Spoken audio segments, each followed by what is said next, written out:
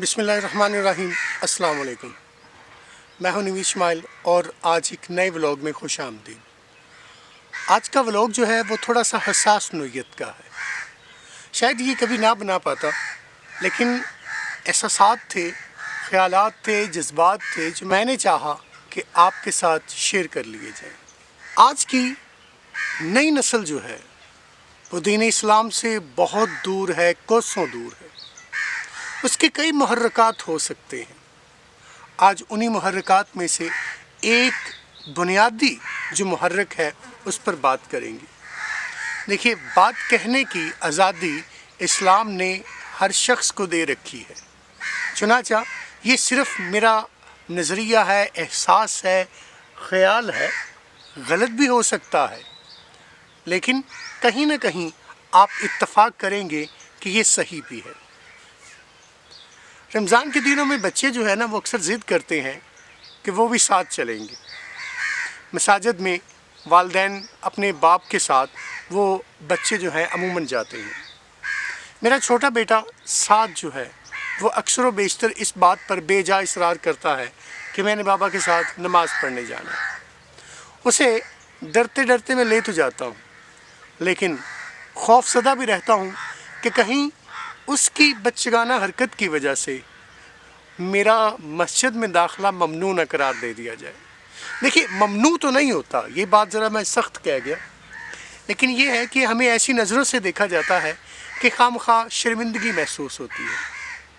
मेरे ख़्याल में बच्चों को मस्जिद या मदरसे के माहौल से आशना करने के लिए उन्हें वहाँ पर जाने की इजाज़त होनी चाहिए।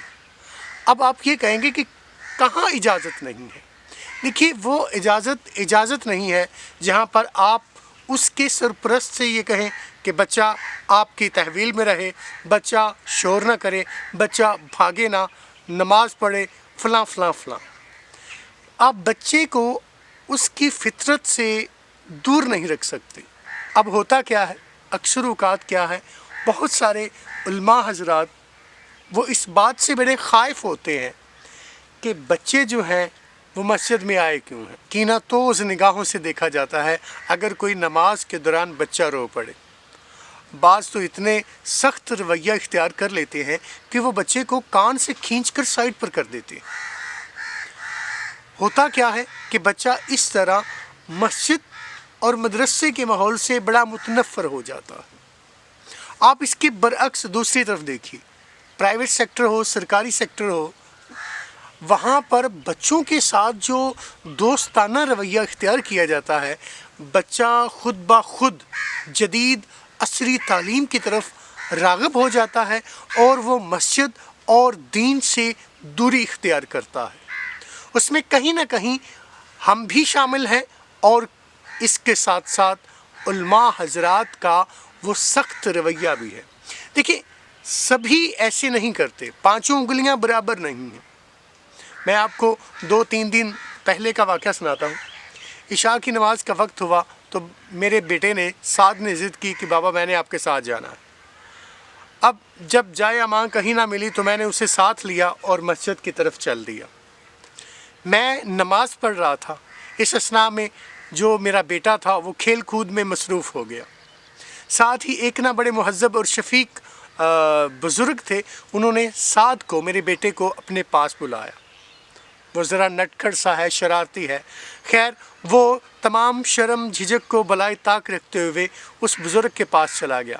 बुज़ुर्ग ने हाथ मिलाया कि साद ने बेझिझक होकर उससे हाथ मिला लिया। इस बात पर वो इतना खुश हुआ, हालांकि साद मस्जिद में भाग रहा था, कह सकते हैं कि मामूली सा शोर भी पैदा कर रहा था, लेकिन इसके बावजूद वो पास आता है।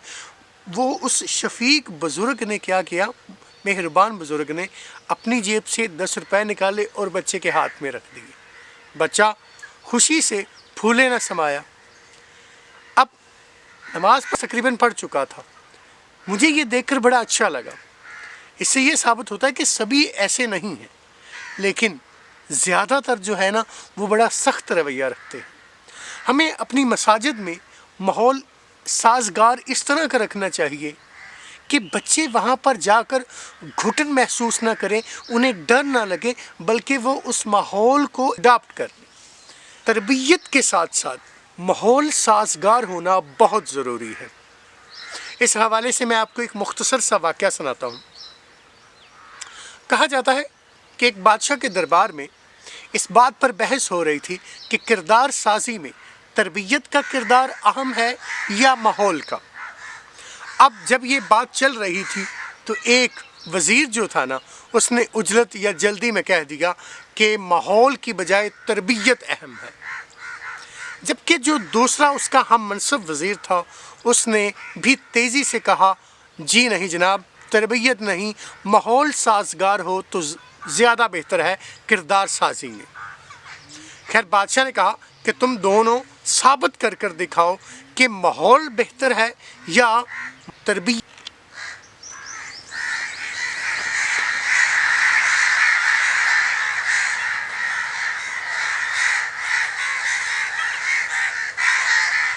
آپ میری بات سے کس حد تک متفق ہیں کامنٹ سیکشن میں لازمی بتائیے گا۔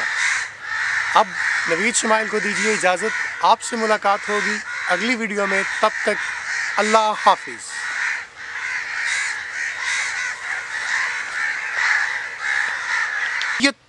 زیادہ مؤثر اور کارگر ہوتی ہے، اور دونوں وزراء کے پاس 1 ماہ کا وقت تھا۔ بادشاہ نے کہا کہ اگر تم دونوں میں ایک علیل کو ثابت نہ کر سکا تو اس کا سر قلم کر دیا جائے گا۔ خیر وقت کا پہیہ گھوما، 20 دن گزر گئے۔ وہ وزیر جس نے کہا تھا کہ تربیت سے کردار کو تعمیر کیا جا سکتا ہے، وہ دربار میں پہنچا اور کہا کہ بادشاہ سلامت، میں آپ کے سامنے اس کی دلیل رکھتا ہوں، ثبوت رکھتا ہوں۔ خیر دربار سجا، وہاں پر وزراء، مشاہیر اور بادشاہ براجمان ہو گئے۔ وزیر نے کیا کیا کہ دربار میں تالی بجائی، دروازے سے پردہ سائڈ پر ہوا اور 10 بلیاں قطار در قطار ان کے ہاتھوں میں یا ان کے منہ میں موم بتیاں تھیں۔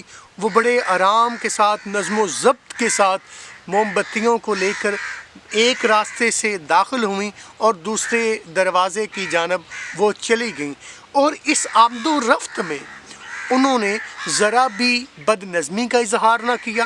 وہ جو میں روشن کی گئی تھی وہ بھی گل نہ ہوئی اور نہ ہی ان کی توجہ بھٹکنے پائی۔ وزیر نے کہا، بادشاہ سلامت یہ دیکھیں، میں نے ثابت کیا کہ تربیت کے ذریعے جانور کو بھی سدھایا جا سکتا ہے، تو ایک انسان کا کردار کیوں نہیں تعمیر کیا جا سکتا؟ بادشاہ نے دوسرے وزیر سے کہا، ہاں بھی تمہارا کیا کہنا؟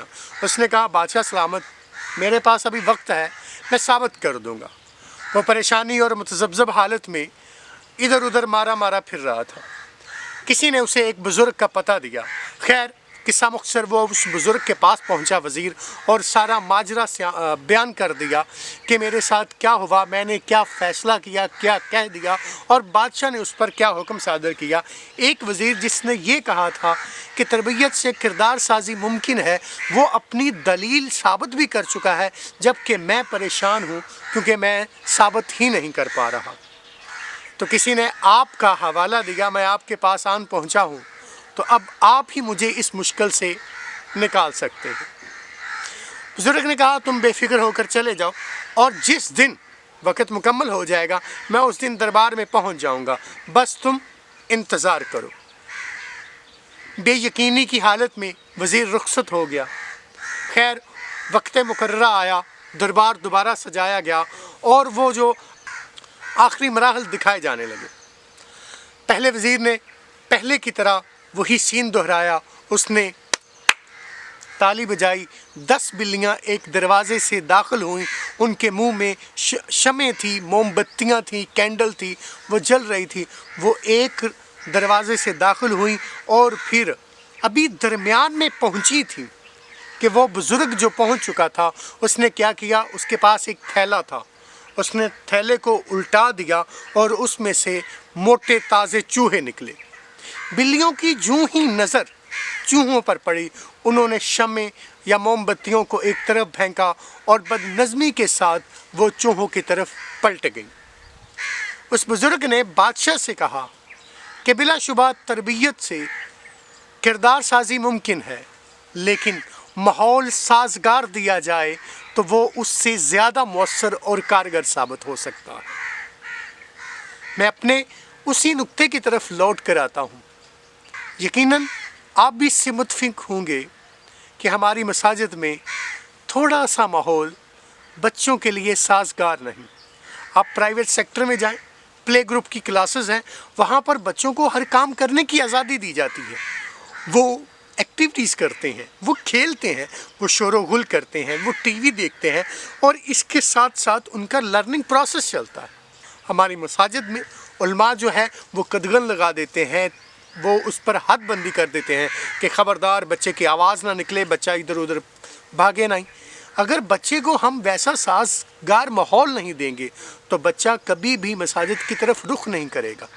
आप सोशल मीडिया पर कई मसाजिद का देखते हैं मनाजर ऐसे, तुर्की में ख़ास तौर पर इमाम जो होता है वो बच्चों के साथ बच्चा बनकर खेल रहा होता है। बच्चे आगे पीछे दौड़ रहे हैं लेकिन उन्हें कोई टोकने वाला नहीं है। देखिए, हम नज़्म ज़ब्त की बात नहीं कर रहे, हम बात कर रहे हैं बच्चों की तरबियत की। बच्चों को ऐसा माहौल दिया जाए कि वो मस्जिद में जाकर अपने आप को महदूद या घुटन महसूस ना करें। आप मेरी बात से किस हद तक मुत्तफिक हैं, कमेंट सेक्शन में लाजमी बताइएगा। अब नवीद शमाइल को दीजिए इजाज़त, आपसे मुलाकात होगी अगली वीडियो में। तब तक अल्लाह हाफिज़।